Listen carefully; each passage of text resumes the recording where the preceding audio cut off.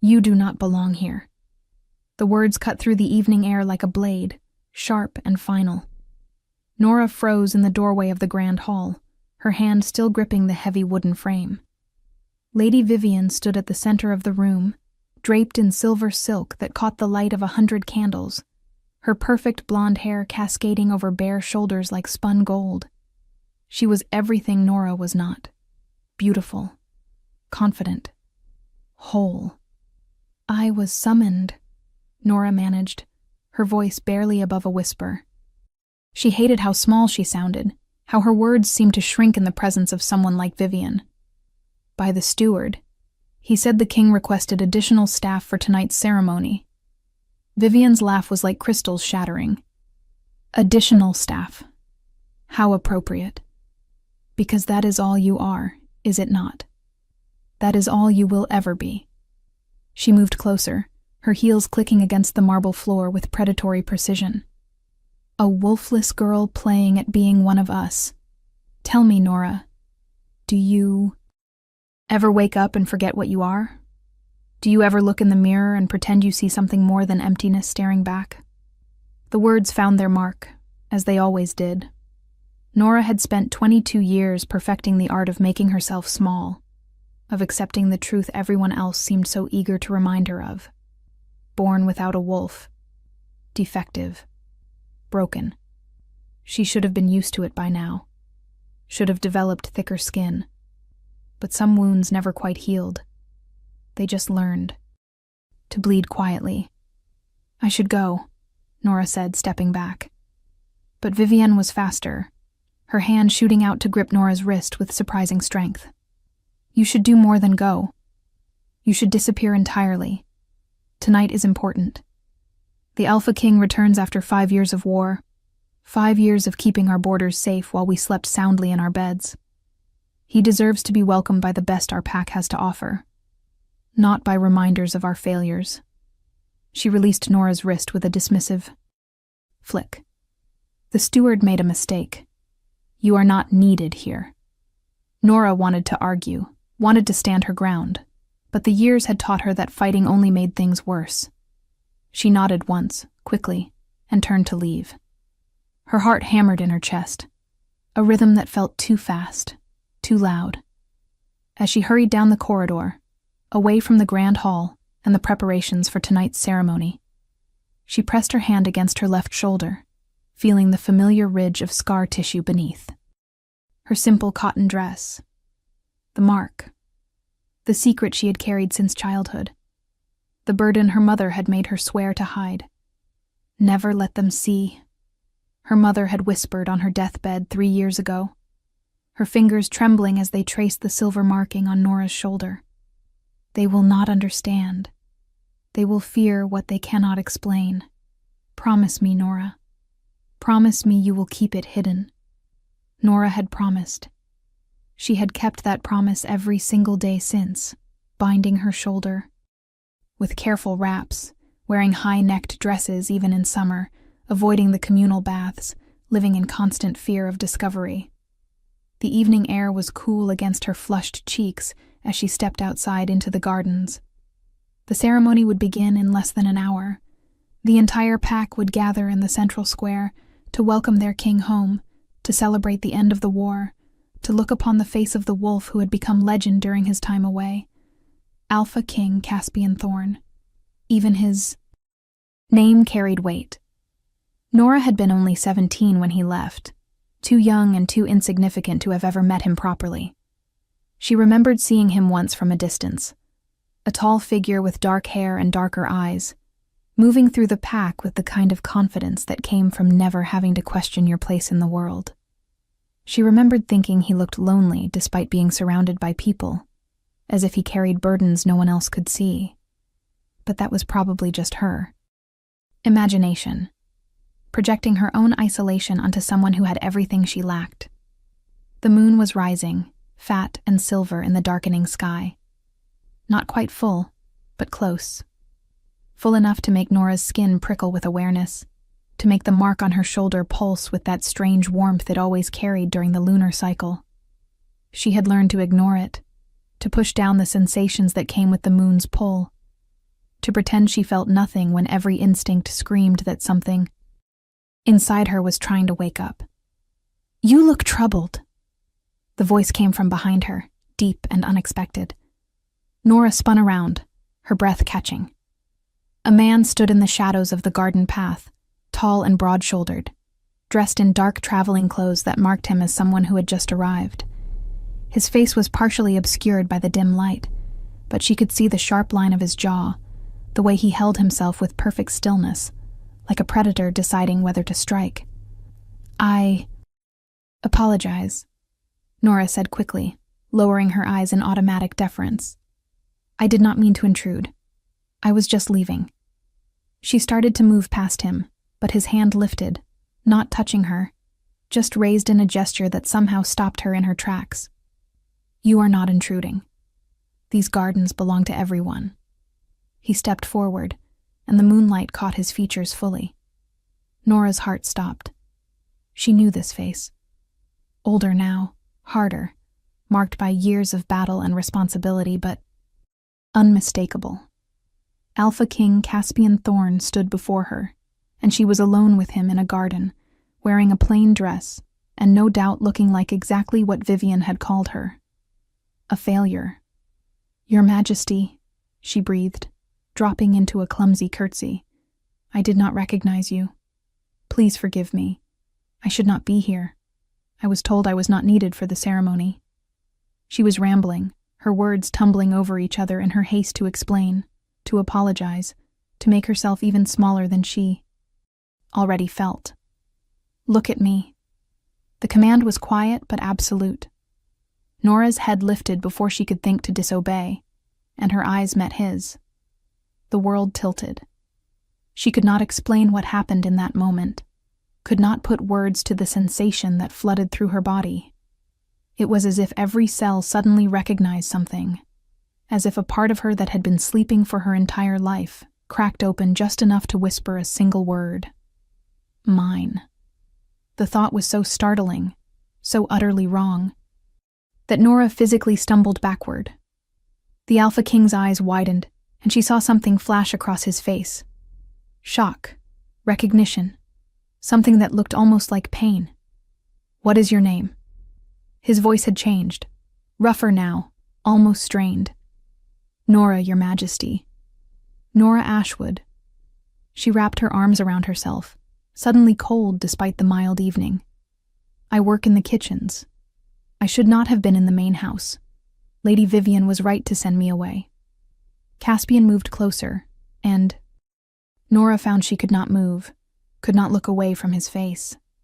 He was studying her with an intensity that made her feel exposed, as if he could see through her skin to all the secrets she kept hidden underneath. "Vivian sent you away," he repeated slowly. "Why?" "Because I am wolfless, Your Majesty. I have no place at a ceremony celebrating our pack's strength." The silence that followed was different from any silence Nora had ever experienced. It was not empty or awkward. It was full, weighted with things unsaid, with questions forming and dissolving before they could be spoken. Caspian's jaw tightened, and she saw his hands curl into fists at his sides. "You feel it," he said finally. It was not a question. Nora shook her head, even though they both knew she was lying. "I do not know what you mean, Your Majesty." "Yes, you do." He took another step forward, and Nora's back hit the stone wall of the garden. She was trapped, and yet some part of her did not want to run. Some part of her wanted to stay exactly where she was, wanted him to keep looking at her like she mattered, like she was real. "I have spent 5 years in hell," Caspian said, his voice low and rough. 5 years fighting wars that should never have started, watching good wolves die, making decisions that cost pieces of my soul. I told myself I was doing it for the pack, for our people, for the future. I told myself many things to justify the blood on my hands. He stopped just inches from her. So. Close, she could feel the heat radiating from his body, could smell pine and smoke, and something wild that made her head spin. And then I come home, and I walk into a garden, and I find you, and for the first time in 5 years, I feel something other than emptiness. Nora could not breathe, could not think, could not do anything but stare up at him and wonder if this was real, or if she had finally lost her mind. "I am nobody," she whispered. "I am nothing. You are lying." His hand rose, slowly, giving her time to pull away, and his fingers touched her cheek with a gentleness that seemed impossible from someone so powerful. "I can smell the lie on you. I can feel the truth you are hiding. And I need you to trust me enough to tell me what it is." Trust. The word was laughable. Nora had learned early that trust was a luxury she could not afford. But as she stood there, with the Alpha King's hand on her face and his eyes boring into hers with an intensity that felt like it might consume her, she felt the careful walls she had built around herself begin to crack. "I cannot," she said, and hated how her voice broke on the words. "If I tell you, everything will change. Everything will be worse. I cannot." Caspian's thumb brushed across her cheekbone, wiping away a tear she had not realized had fallen. "Everything has already changed, Nora Ashwood. The moment I saw you, the moment our eyes met, my world tilted on its axis. So whatever you are hiding, whatever you think will drive me away. You need to understand something." He leaned closer, his forehead nearly touching hers. "I am not going anywhere." Before Nora could respond, before she could process what he was saying or what it meant, a bell began to toll in the distance. The ceremony bell, the call for the pack to gather. Caspian pulled back, and Nora saw frustration flash across his face. "I have to go," he said. "They are expecting me. But this conversation is not over. Do you understand? This is not over." Nora nodded, not trusting herself to speak. Caspian held her gaze for one more long moment, and then he turned and walked away, his figure disappearing into the shadows. Nora slid down the wall until she was sitting on the cold ground, her whole body trembling. Her shoulder burned where the mark was hidden, pulsing in time with her racing heart. What had just happened? What had he felt? What did he know? The questions spiraled through her mind, but underneath them all was a more terrifying realization. The Alpha King had looked at her and seen something. Not nothing. Not a mistake. Something. And that changed everything. If you are enjoying this story, do not forget to leave a like and subscribe to the channel for more emotional stories like this one. The Grand Hall was a spectacle of light and sound when Nora finally forced herself to return. She had cleaned her face, straightened her dress, and wrapped her composure around herself like armor. The steward had found her in the gardens and insisted that despite Vivian's dismissal, the king himself had requested all available staff be present for the ceremony. Nora did not tell him that she had already met the king, that she had stood in a garden and felt the world shift beneath her feet. Some things were too impossible to speak aloud. The hall was packed with pack members dressed in their finest clothes, all facing the raised platform where the Council of Elders sat in their ceremonial robes. Nora slipped along the back wall, finding a spot near the servants' entrance, where she could see without being seen. The air was electric with anticipation, with the collective energy of hundreds of wolves gathered under one roof. And then he entered. Alpha King Caspian Thorn walked through the main doors, and the entire room fell silent. He had changed into formal attire, a dark jacket with silver threading that caught the light, making him look every inch the warrior king he was. His dark hair was pulled back, revealing the strong lines of his face, the scar that ran from his temple to his jaw, the eyes that had seen too much death. He moved with lethal grace, every step deliberate, every movement speaking of controlled power. Nora watched him ascend the platform, watched as the elders rose to greet him, as the pack erupted into applause and cheers. But she also watched as his eyes scanned the crowd, searching, until they found her in her shadowed corner. The connection was instantaneous, even across the crowded room, even with hundreds of people between them.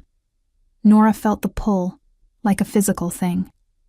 Caspian's expression did not change, but she saw his chest rise and fall with a deep breath, saw his hands tighten on the railing of the platform. "My pack," he began, his voice carrying through the hall without effort. "I return to you not as the young prince who left 5 years ago, but as a king forged in fire and blood. The war is over. Our borders are secure, and I stand before you tonight, with gratitude for those who fought beside me and grief for those we lost along the way." The speech was beautiful, carefully crafted, full of the right words about unity and strength and the future. But Nora barely heard it. All she could focus on was the way Caspian's eyes kept finding hers, the way he seemed to be speaking directly to her, even as he addressed the entire pack. When he finished, the applause was thunderous. And then Elder Whitmore stood, raising his hands for silence. "Your Majesty," he said, his voice thin with age but strong with authority, "we celebrate not only your return, but also the future you will build for us. It is time to think of succession, of legacy, of securing the royal line." He gestured to the side of the platform, where Lady Vivian stood with her father, Councillor Blackwood. "We have watched Lady Vivian grow into a wolf of exceptional grace and strength. She has proven herself worthy time and again. And so, with the full support of the Council, we propose that the formal courtship begin immediately, so that by the next full moon, we might celebrate not only a king's return, but a king's chosen queen." Nora felt as if the floor had dropped out from beneath her. Of course. Of course this was always the plan. She was a fool to think that one conversation in a garden could mean anything, could change anything. Caspian was a king. Vivian was perfect. And Nora was nobody. She watched Vivian ascend the platform, watched as the beautiful blonde woman moved to stand beside Caspian with the ease of someone who had always known this would be her place. Vivian smiled at the crowd, the picture of elegant confidence. But then Nora saw her lean close to Caspian, saw her lips move in words meant only for him. Whatever she said made Caspian's jaw tighten, made his eyes flash with something dark. "The council does me great honor," Caspian said finally, his voice carefully neutral. "However, I must respectfully decline this proposal. My mate bond has not yet been revealed to me, and I will not enter into a political union while the possibility of a true mate exists." The gasps that rippled through the crowd were like waves crashing against rocks. Elder Whitmore's face paled, and Councillor Blackwood looked as if he had been struck. Vivian's perfect smile froze, becoming something brittle and dangerous. "Your Majesty," Elder Whitmore said carefully, "you have been of age for a mate bond for over a decade. If it had not revealed itself by now, surely we must accept that you are one of the rare few destined to choose rather than be chosen. The pack needs stability. The royal line needs securing." "The pack has stability," Caspian replied, and there was steel in his voice now. "I have given 5 years of my life to ensure it, and I will give whatever is required in the future. But I will not give this. Not yet. Not until I am certain." His eyes found Nora's again, and this time there was no mistaking the intensity of his gaze, the weight of meaning behind it. Nora's heart was racing so fast she thought it might burst from her chest. He was looking at her. In a room full of people, with Vivian standing beside him, with the entire council watching, he was looking at her.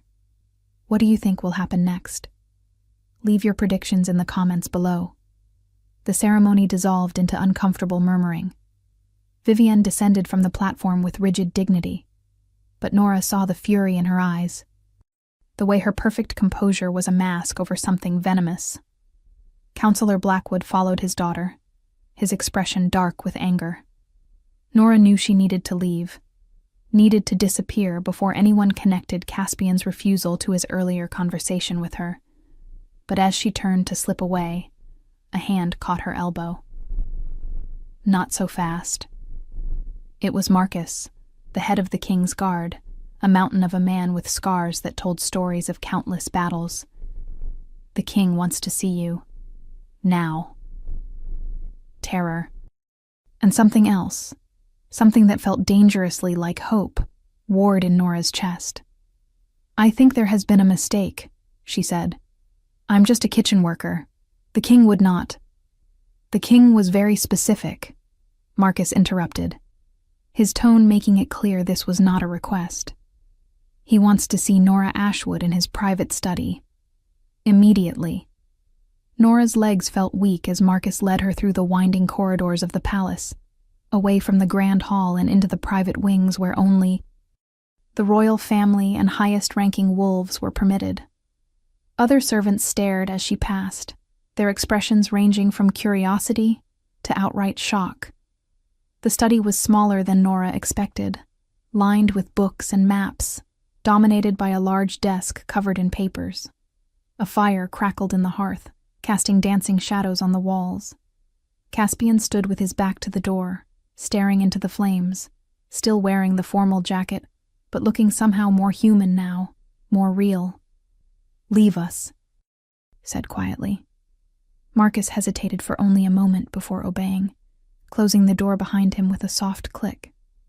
The silence stretched between them, thick and heavy. Nora stood frozen near the door, her hands clasped in front of her, waiting.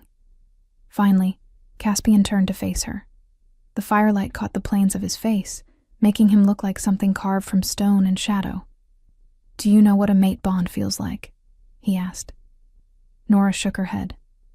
"I have never had a wolf, Your Majesty. I would not know." "It feels like recognition," he continued, as if she had not spoken. "Like seeing someone for the first time and remembering them all at once. Like your soul has been searching for something it did not know was missing. And suddenly there it is, standing in front of you. Like coming home after being lost for your entire life." He moved closer, and Nora found herself pressing back against the door. "I have been told about mate bonds since I was a child. Told they were rare. Special. Gifts from the moon goddess herself. Told that most wolves never experience them, that most of us have to choose our partners based on compatibility and logic and political advantage. I accepted that. I thought I had accepted that." He stopped just in front of her, so close she had to tilt her head back to meet his eyes. "And then I saw you in that garden, and every story I had ever been told about mate bonds suddenly made sense. Because I felt it, Nora. I felt that recognition down to my bones. I felt my wolf wake up for the first time in 5 years and howl with joy. I felt my entire world realign around you." Nora was shaking her head, tears streaming down her face. "That is not possible. I am wolfless. I cannot be anyone's mate, let alone yours. You are a king. I am nothing." "Stop saying that," Caspian growled, and for the first time she heard his wolf in his voice, that primal edge that spoke of power barely contained. "Stop calling yourself nothing. You are not nothing. To me. You could never be nothing to me." His hands came up to cup her face, and Nora felt the gentleness in his touch, the way he held her as if she were something precious. "Tell me what you are hiding," he said softly. "Tell me why you think you are broken. Let me see the truth." Nora closed her eyes, the battle raging inside her. Every instinct screamed at her to keep the secret, to protect herself, to run before this impossible situation destroyed her. But there was something in Caspian's voice, in the way he touched her, in the certainty with which he spoke about mate bonds and destiny. Something that made her want to be brave for the first time in her life. "I need you to promise me something first," she whispered. "Anything. Promise me that when you see what I am about to show you, if you decide I am dangerous, if you decide I am a threat, you will make it quick. You will not let them torture me or lock me away. You will just end it." Caspian's hands tightened on her face, and she opened her eyes to see horror written across his features. "Nora, what are you talking about? I would never hurt you. I could never hurt you." "You do not know what I am," she said. "You do not know what I carry." She reached up with trembling fingers and began to unbutton the high collar of her dress. Caspian's eyes widened, and he started to step back, to give her space. But she shook her head. "Stay," she said. "I need you to see." She pulled the fabric down over her left shoulder, revealing the binding she had wrapped that morning. With careful movements, she unwound it, letting the cloth fall away. The mark was exactly as it had always been. A silver crescent moon surrounded by intricate patterns that looked like ancient script, spanning from her shoulder blade to her collarbone. But as the moonlight from the window touched it, as Caspian's eyes fell upon it, something changed. The mark began to glow, not brightly, not enough to light the room, but with a soft luminescence that seemed to pulse in time with her heartbeat. Silver light traced the patterns, making them dance and shift across her skin. Caspian stumbled backward, his hand flying to his own chest as if he had been struck. "That is not possible," he breathed. "That mark. That is, oh gods. Nora, do you know what that is?" She shook her head, pulling her dress back up to cover the mark, though the glow was fading now that she had hidden it again. "My mother told me to never show anyone. She said they would not understand, that they would fear it. I have hidden it my entire life." Caspian ran both hands through his hair, pacing the length of the study like a caged animal. "The silver mark. The mark of the first. It is legend. A story from the old times, before the packs divided, when all wolves were one under the moon goddess. It is said that she marked her chosen ones, her guardians, with that symbol. That those who bore it carried the blood of the first wolves, the original, children of the moon."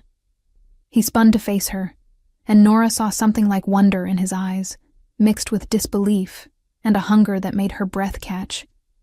There have not been any recorded silver marks in over 300 years. Most scholars think they were myth, propaganda created by the ancient kings to legitimize their rule. But you have been carrying one of the most sacred marks in our history, hidden beneath your clothes. And you have no wolf?" "None," Nora confirmed. "I have never shifted, never felt the presence of a wolf inside me. I am completely human except for that mark." "No," Caspian said firmly. "You are not human. You cannot be human and carry that mark, which means something is suppressing your wolf, keeping it locked away. But why? And how?"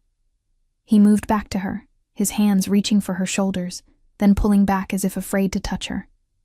"We need to figure this out. We need to understand what is happening to you. But first, I need you to know something." He took her hands in his, and Nora felt the warmth of his touch spread through her entire body. "That mark confirms what I already knew in my soul. You are my mate, Nora Ashwood. The moon goddess herself has marked you as mine, and I will protect you with my last breath. Do you understand? Whatever is coming, whatever happens next, you are not alone anymore." Nora wanted to believe him, wanted to let herself fall into the safety he offered, but she had learned too well that safety was an illusion, that promises could be broken, that hope was the most dangerous thing of all. "Vivienne will come for me," she said quietly. "The council will not accept this. They will say I am lying, that the mark is fake, that I am trying to manipulate you. They will destroy me, and there is nothing you can do to stop them without tearing the pack apart." Caspian's jaw set in a line so hard it could have been carved from granite. "Then let them try. Let them come for you. They will learn very quickly what it means to threaten what belongs to me." The possessiveness in his voice should have frightened her. Instead, it made something deep inside Nora's chest uncoil, made her feel seen and valued in a way she never had before. But before either of them could say anything more, the study door burst open. Marcus stood there, his face grim. "Your Majesty, we have a situation. Lady Vivienne has called an emergency council meeting. She is demanding an audience with you regarding what she calls a breach of protocol and an insult to the council's authority. And she specifically requested that Nora Ashwood be brought before them for questioning. Caspian's eyes flashed gold, his wolf rising to the surface. On what grounds? She claims Ashwood has been practicing forbidden magic, that she used enchantments to influence your judgment during the ceremony. She has 3 witnesses who claim to have seen Ashwood speaking incantations in the gardens before your arrival. Marcus glanced at Nora with something that might have been pity. I am sorry, Nora, but council law states that any wolf accused of dark magic must submit to questioning. Even the king cannot refuse that. The trap had been sprung. Vivian had wasted no time, had moved with the precision of someone who had been planning this for far longer than just tonight. Nora felt the walls closing in, felt the familiar weight of inevitability settling over her shoulders. It is all right, she said softly. Even though it was not all right, even though everything was falling apart. I will go. I will answer their questions. Like hell you will, Caspian snarled. Not without me. If they want to question my mate, they will do it with me present, and they will do it very, very carefully. He turned to Marcus. Gather my personal guard, full formation, and send word to the council that I will attend their meeting, but on my terms. They will wait until I am ready. Marcus nodded and disappeared. Caspian pulled Nora close, his arms wrapping around her with fierce protectiveness. Listen to me, he said into her hair. Do not let them see you afraid. Do not let them make you feel small. You carry the mark of the moon goddess herself. You are more powerful than any of them could dream of being, even if that power is still sleeping. Hold on to that truth, and hold on to me. Nora buried her face in his chest, breathing in his scent, trying to memorize the feeling of safety she found in his arms. Because she knew, with a certainty that made her heart ache, that this moment could not last.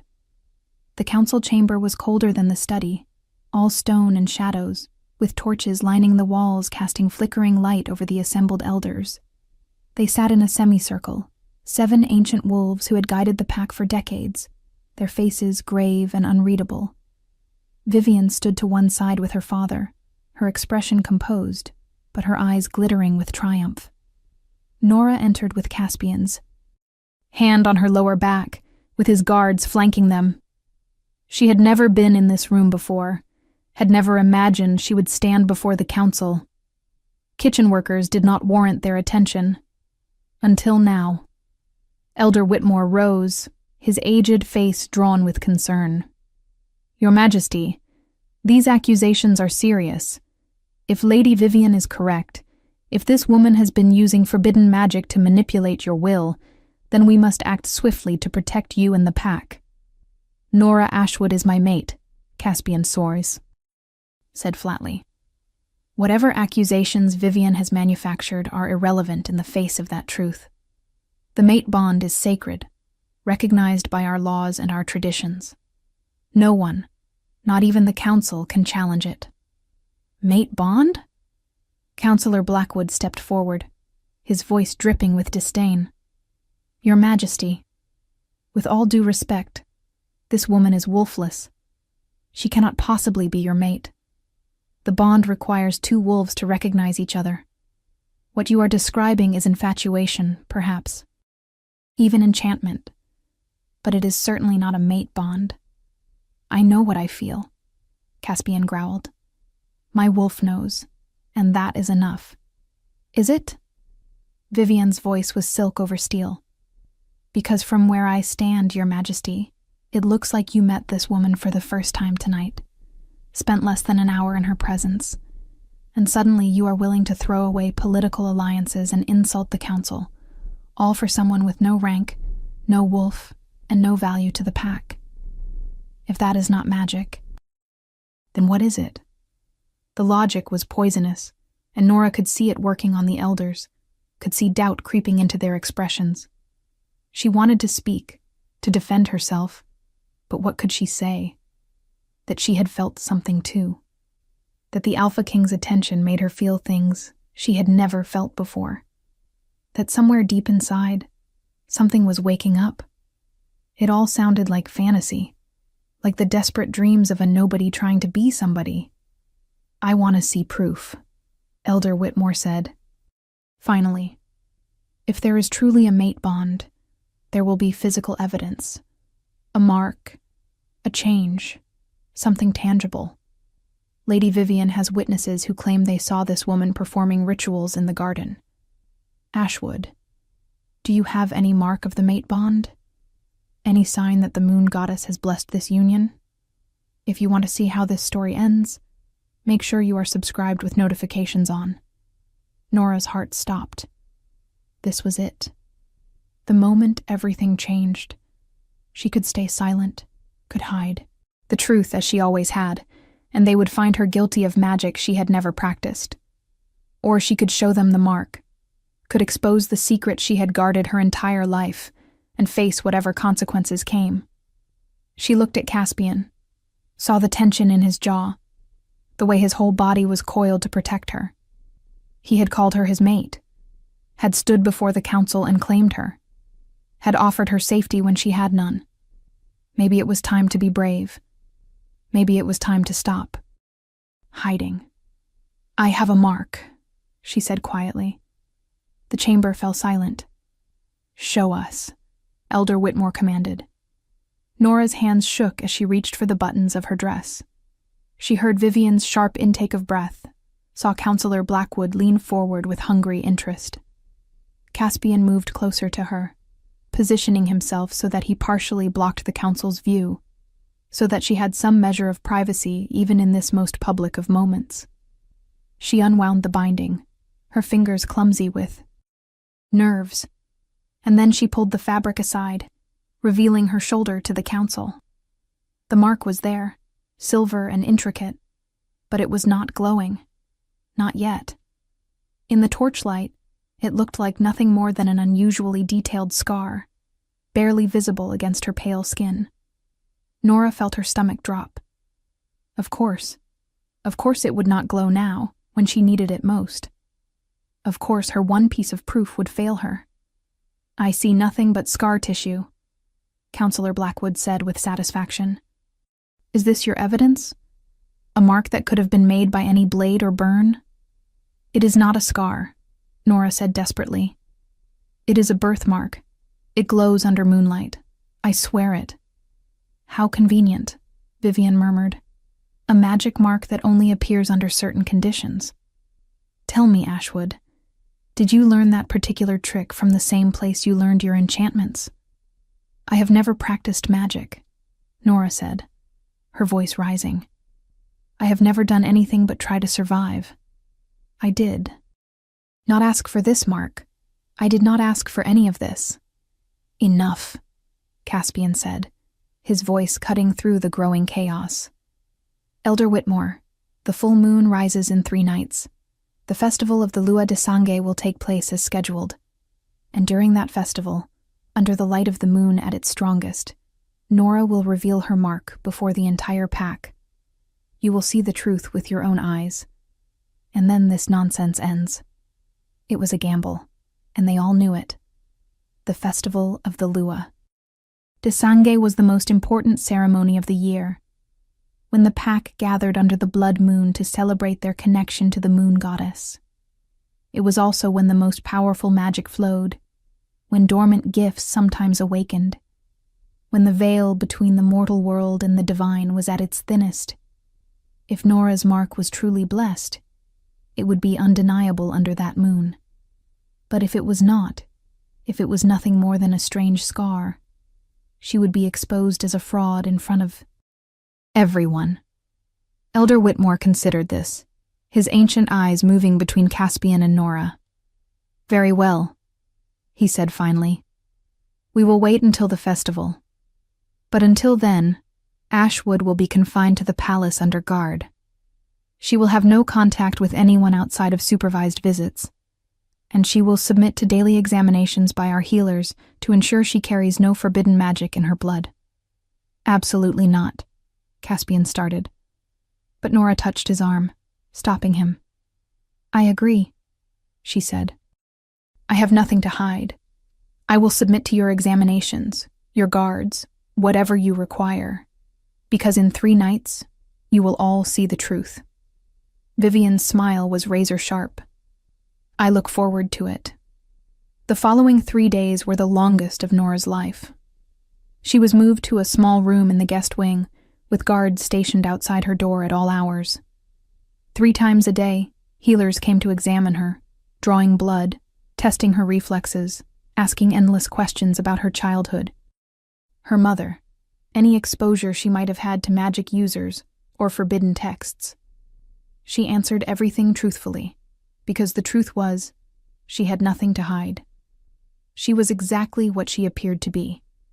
A wolfless girl with a mark she did not understand, and a destiny she had never asked for. Caspian visited her each evening, bringing her food, sitting with her in the small room, talking about everything and nothing. He told her about the war, about the wolves he had lost, about the weight of command and the loneliness of leadership. She told him about growing up without a wolf, about the isolation, about her mother's final words. They were learning each other, piece by piece, building something fragile and precious between them. "Are you afraid?" he asked her on the second night, his hand covering hers on the small table. "Terrified," she admitted. "What if the mark does not glow? What if I was wrong about everything?" "You are not wrong," Caspian said with absolute certainty. "I feel the bond between us growing stronger every moment. My wolf is settled in a way he has never been, as if he has finally found what he has been searching for. Whatever happens at the festival, that does not change." But Nora could see the worry in his eyes, could sense the tension building throughout the palace. The festival of the Lua de Sangue was approaching, and with it, her moment of truth. On the 3rd day, as the sun began to set and the blood moon prepared to rise, Vivian came to visit. She dismissed the guards with a wave of her hand, her rank giving her the authority to demand privacy.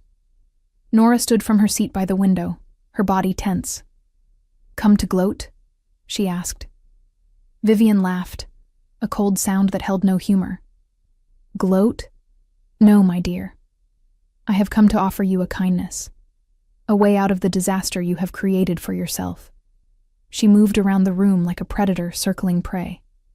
"You cannot win this, Nora. Even if your mark does glow, even if it is real. Do you truly think the council will accept you as queen? Do you think the pack will bow to a wolfless nobody who spent her life scrubbing floors?" "The mate bond," Nora started, "is not enough," Vivian interrupted. "Love is not enough. Destiny is not enough. Power is what matters. Political alliances, the strength to lead. And you have none of those things." She stopped in front of Nora, her beautiful face hard. "But I do. I have spent my entire life preparing to stand beside the Alpha King. I have the training, the bloodline, the connections to hold this pack together. And I will not let you take that from me, because of some mystical mark and a king's infatuation." "What do you want?" Nora asked quietly. "I want you to leave. Tonight, before the festival. I will make sure the guards look the other way. I will give you money, enough to start a new life far from here. You can disappear, and in time, Caspian will forget you. He will do his duty and choose a proper mate. The pack will be stable. Everyone wins." "Everyone except me," Nora said. "Everyone except Caspian." "Caspian is a king," Vivian snapped. "He does not have the luxury of choosing his own happiness. And neither do you. Stay, and I will destroy you. Not tonight, not in some dramatic confrontation, but slowly, systematically, until there is nothing left of you but broken pieces. I have the resources, the influence, and the motivation. You have nothing but a mark and a fairy tale." Nora felt the truth of those. Words like a blade to the heart. Because Vivian was right.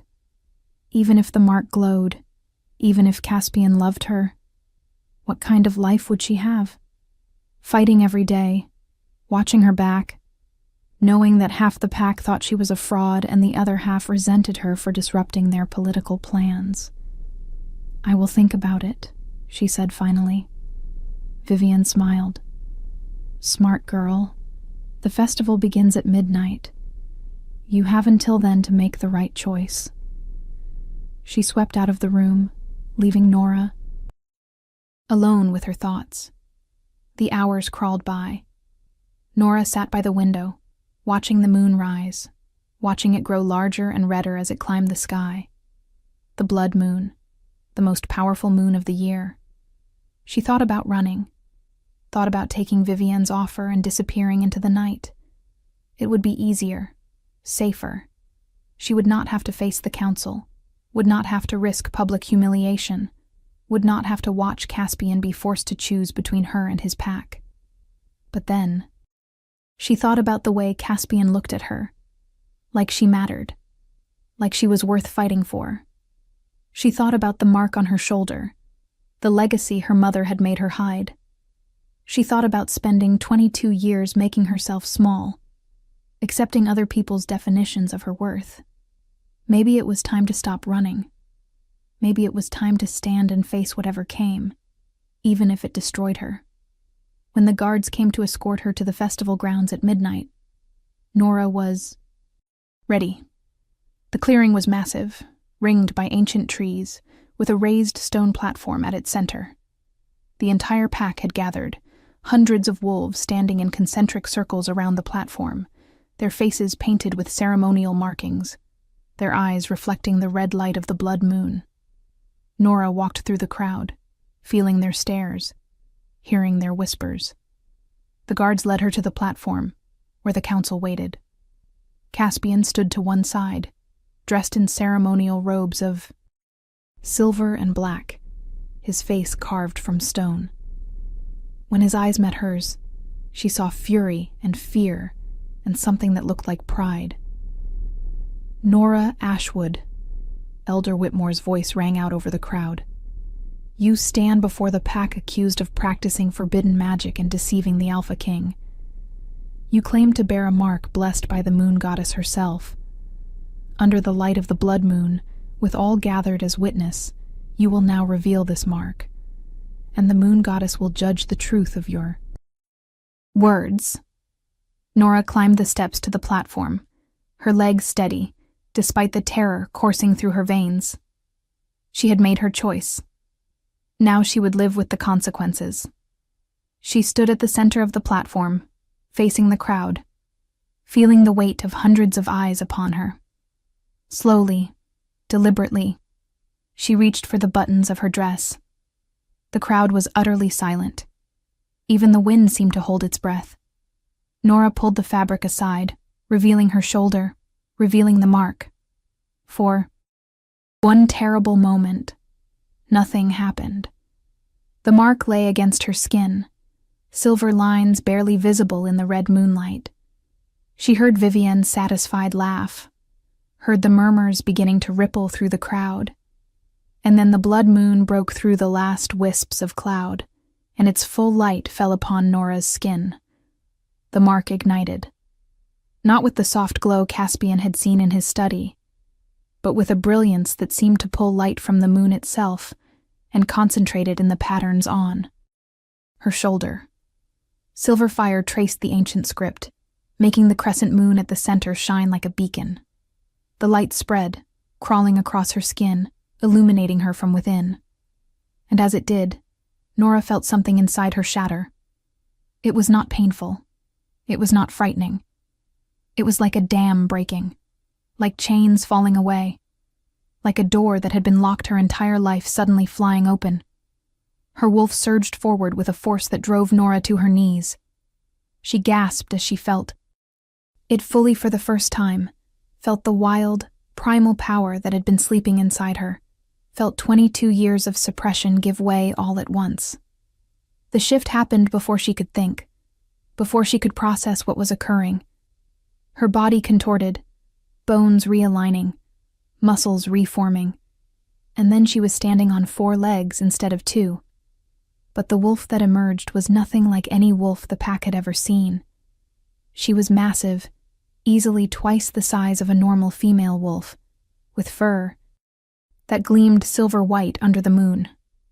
Her eyes, when she lifted them to face the crowd, glowed with the same ethereal light as the mark. The crowd erupted.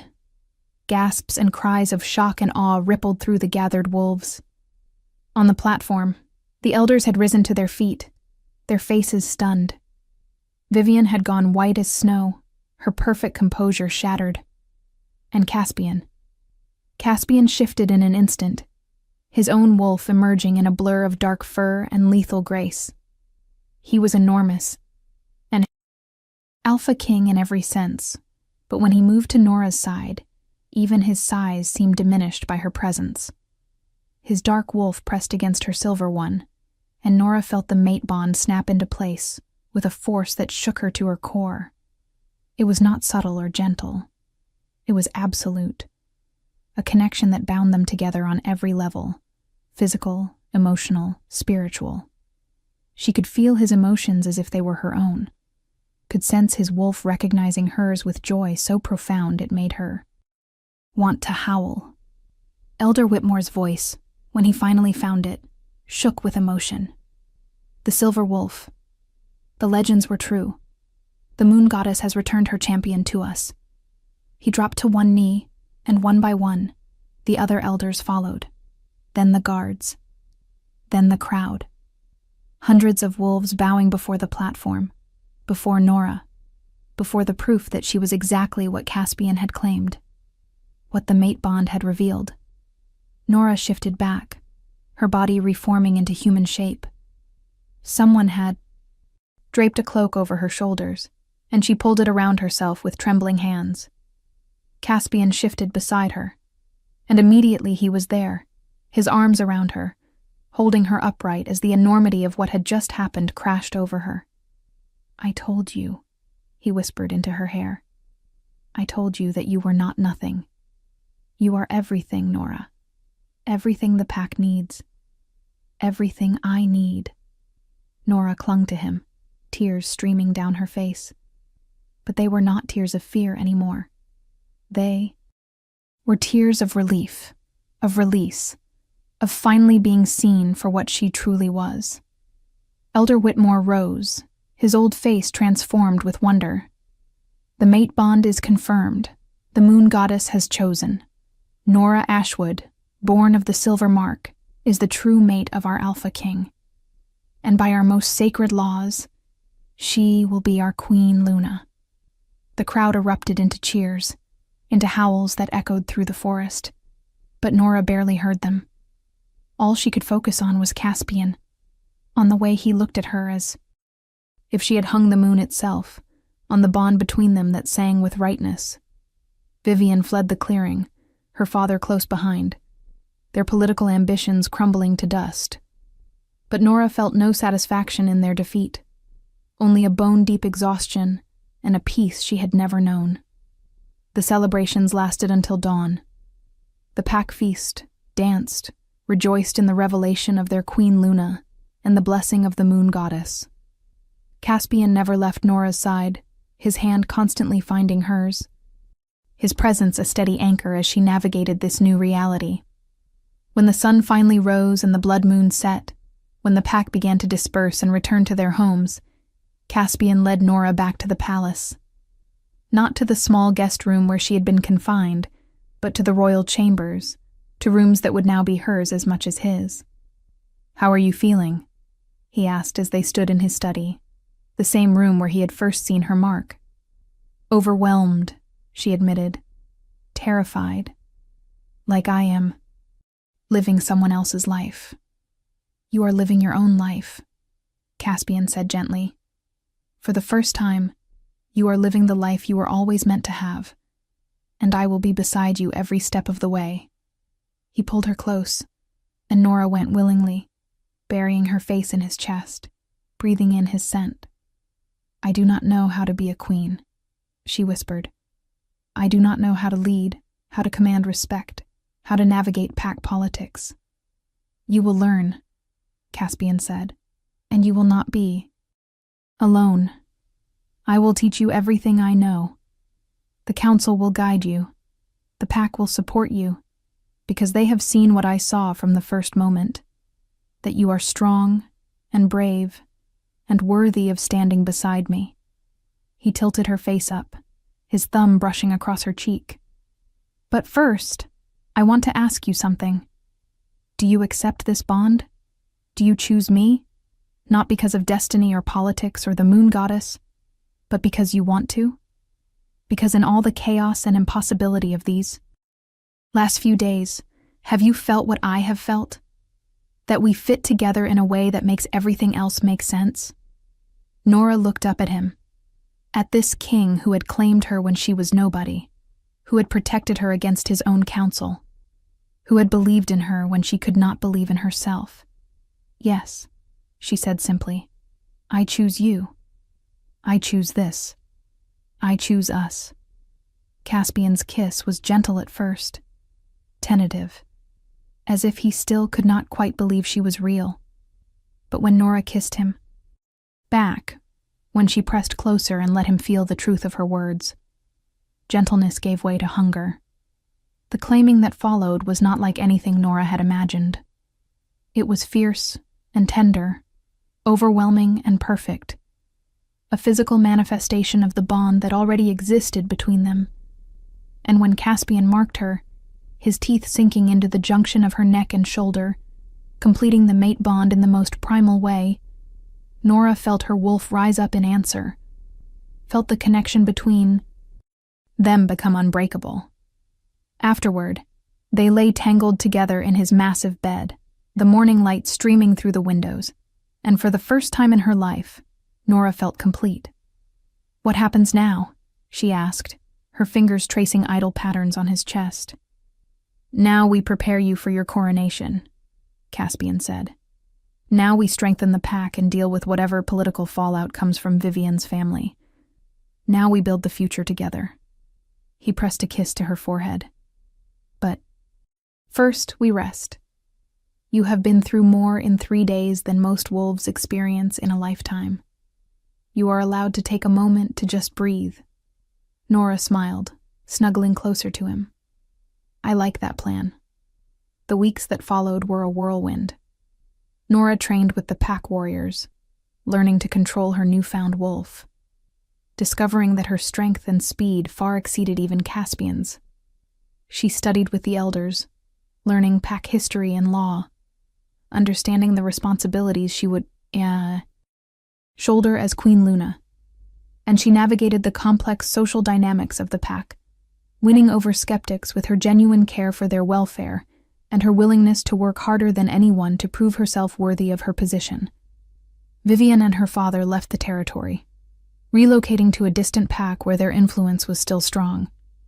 Nora did not miss them, though she understood the danger they still represented. Political enemies did not simply disappear. They waited for opportunities. But she also understood that she was no longer the frightened girl who could be intimidated into silence. She was the Silver Wolf, the Moon Goddess's champion, the Alpha King's mate, and she would protect what was hers with the same ferocity Caspian showed in protecting her. The coronation took place 2 months after the festival of the Lua de Sangue. The entire pack gathered once again, but this time it was to celebrate rather than judge. Nora stood before them in ceremonial robes of silver and white, her mark clearly visible, no longer hidden, but displayed proudly. Caspian placed the Luna crown upon her head, a delicate circlet of silver inlaid with moonstones that caught the light and seemed to glow with their own inner fire. I present to you, he said, his voice carrying to every corner of the clearing. Nora Ashwood Thorne, Silver Wolf, Queen Luna of the United Packs. My mate, my partner, my equal in all things. The pack's howls of approval were deafening. Nora looked out at the sea of faces, at wolves who had once whispered about her weakness now looking at her with respect and loyalty, and felt tears sting her eyes. But they were good tears. Healing tears. In her acceptance speech, Nora spoke not of power or politics, but of belonging. "I know what it is like to feel broken," she said. "To believe you are less than others. To hide parts of yourself out of fear. To wonder if you will ever find your place in the world. But I stand before you today as proof that our perceived weaknesses can be our greatest strengths. That destiny finds us even when we are not looking for it. And that belonging is not about being perfect. It is about being real." The celebration lasted 3 days, and on the final night, as Nora and Caspian stood alone on the palace balcony, looking out over their territory, Caspian pulled her close. "Do you remember that first night in the garden?" he asked. "When you were trying to leave and I stopped you?" "I remember," Nora said softly. "I remember thinking I had never felt more seen and more terrified at the same time." "I knew then," Caspian said. "The moment I saw you, I knew my life had changed. I just did not know how completely, how thoroughly you would transform everything." He turned her to face him, his hands cupping her face with the same gentleness he had shown that first night. "I love you, Nora. Not because of your mark or your wolf or what you represent to the pack. I love you because of who you are. The bravery you showed in revealing your truth. The kindness you show to everyone, even those who have hurt you. The way you refuse to let the past define your future. You are extraordinary, and I am honored to stand beside you." Nora smiled, her heart so full she thought it might burst. "I love you too. You saw me when I was invisible. You believed in me when I had given up on myself. You gave me a reason to stop hiding and start living." Their kiss was soft and sweet, a promise of all the tomorrows they would share. Below them, the pack celebrated, their howls rising into the night sky. And above them, the moon shone silver and bright, as if the moon goddess herself was smiling down on the love she had blessed. In the months and years that followed, Nora and Caspian would face many challenges. Political threats from rival packs who saw the silver wolf as either a blessing to be claimed or a danger to be eliminated. Internal struggles as they worked to modernize pack traditions, while honoring the past. The daily difficulties of leadership and the weight of responsibility that came with their crowns. But they faced it all together, their bond growing stronger with each challenge overcome. Nora discovered that her silver wolf form had abilities beyond physical strength. She could heal with a touch, could sense threats to the pack before they materialized, could communicate with the moon goddess in dreams that guided her decisions. She became not just a Queen Luna, but a beacon of hope for the entire werewolf nation, proof that the old magic was not dead, that the moon goddess still watched over her children. And Caspian, who had spent 5 years at war feeling disconnected from everything, found home in Nora's arms, found peace in her presence, found purpose in building a future where no one would have to hide their true nature, where strength was measured not by dominance, but by the courage to be vulnerable. They had 3 children over the years, each born under a full moon, each carrying some echo of their mother's silver mark, and they raised them to be strong but kind, powerful but compassionate, leaders who understood that true strength came from protecting those who could not protect themselves. On their 10th anniversary, as they stood once again on the palace balcony under a full moon, Nora leaned against Caspian and sighed with contentment. "Do you ever think about how different things could have been?" she asked. "If you had not walked into that garden that night? If I had run instead of staying?" Caspian wrapped his arms around her, pulling her back against his chest. "I think about it sometimes," he admitted. "And then I remind myself that it was never really a choice. We were always meant to find each other. The moon goddess does not make mistakes." "No," Nora agreed, looking up at the silver light that had guided her destiny. "She does not. If this story touched your heart, share it with someone who loves epic romance. Tell me in the comments, Did you see this ending coming? The wind whispered through the trees, carrying the sounds of the pack settling in for the night, the sounds of a community at peace, a family whole and strong. And in the palace, the silver wolf and her king held each other close, grateful for the journey that had brought them together, excited for all the adventures still to come. Because love, true love, the kind blessed by the moon goddess herself, was not the end of the story. It was just the beginning. And their story, the story of the silver wolf who learned to shine, and the alpha king who helped her find her light, would be told for generations to come. A reminder that sometimes the most broken among us carry the most beautiful magic. That sometimes what we think makes us weak is actually what makes us extraordinary. And that sometimes the love we find in the most unexpected places is the love that changes everything.